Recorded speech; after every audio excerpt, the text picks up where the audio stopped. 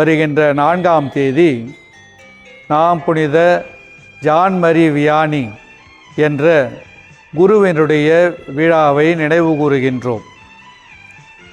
இவரை எல்லா குருக்களுக்கும் முன்மாதிரியான ஒரு குருவாக திருச்சபை அறிவித்திருக்கின்றது.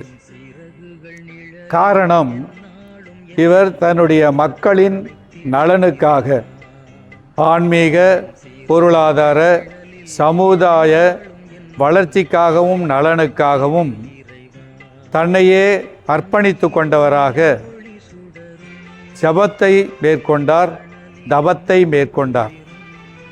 இந்த ஜபதபம்தான் அவருடைய குருத்துவ வாழ்வின் நிறைவாக இருந்தது. அவர் மக்களுக்காக ஜெபித்தார்.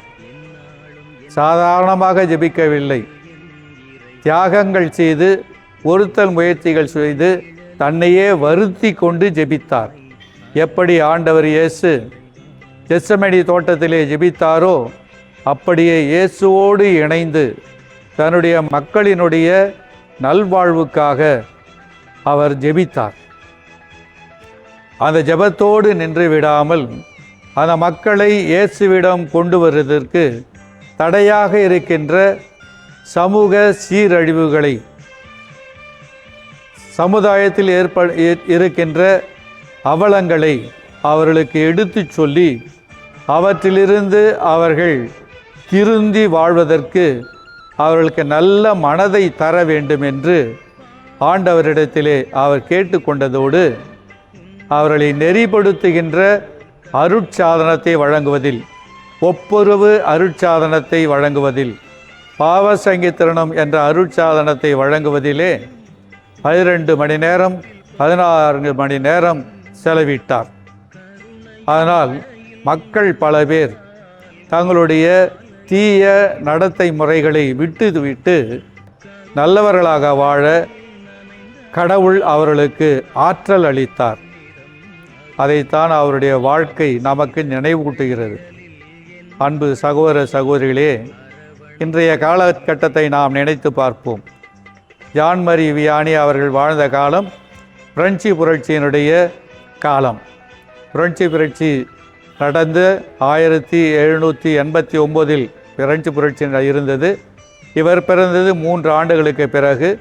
அவர் வாழ்ந்த காலத்திலும் அந்த புரட்சியினுடைய தாக்கம் மக்கள் மத்தியிலே இருந்தது. ஒழுக்க சீர்கேடுகள், இறை நம்பிக்கையற்ற நிலை, அரசாங்கத்தினுடைய கட்டுப்பாடுகள், ஏழைகளையும் தொழிலாளர்களையும் வஞ்சிக்கின்ற நிலை, வரி சுமைகள், இவைகளினால் மக்கள் சோர்ந்து போயிருந்தார்கள். கடவுளையும் அவர்கள் மறந்திருந்தார்கள். ஆனால் அப்படிப்பட்ட சூழ்நிலைகளிலிருந்து இந்த மக்களை விடுவிப்பதற்காகத்தான் அவர் அன்னை மரியாளினுடைய மகனாக ஆண்டவர் இயேசுவை பின்பற்றி செல்வதற்கு ஏற்ற விதத்தில் ஜபமும் தபமும் மேற்கொண்டார். அன்னை மரியாளுடைய பரிந்துரை என்றும் இருந்து ஆண்டவர் இயேசுனுடைய அருளாசிரை நிறைவாக பெற்று தருவதாக.